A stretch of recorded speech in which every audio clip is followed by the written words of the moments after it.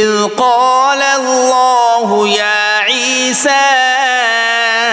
إني متوفيك ورافعك إلي ومطهرك من الذين كفروا وجاعل الذين اتبعوك فوق الذين كفروا إلى يوم القيامة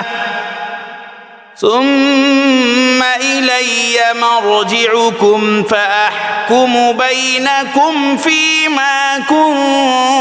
كنتم فيه تختلفون فأما الذين كفروا فأعذبهم عذابا شديدا في الدنيا والآخرة وما لهم من ناصرين وأما الذين آمنوا وعملوا الصالحات فيوفيهم أجورهم والله لا يحب الظالمين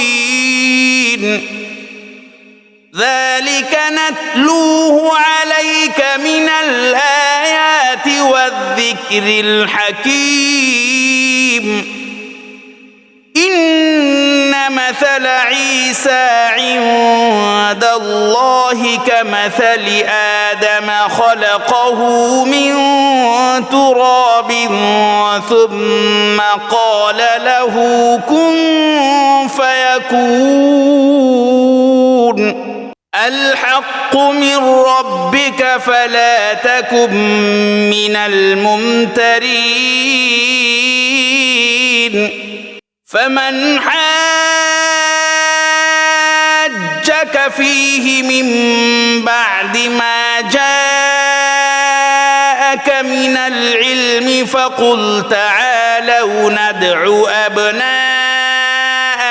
وأبناءكم ونساءنا ونساءكم وأنفسنا وأنفسكم ثم نبتهل فنجعل لعنة الله على الكاذبين إن هذا لهو القصص الحق وما من إله إلا الله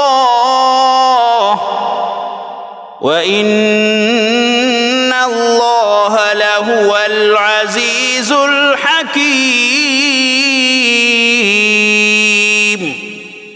فإن تولوا فإن الله عليم بالمفسدين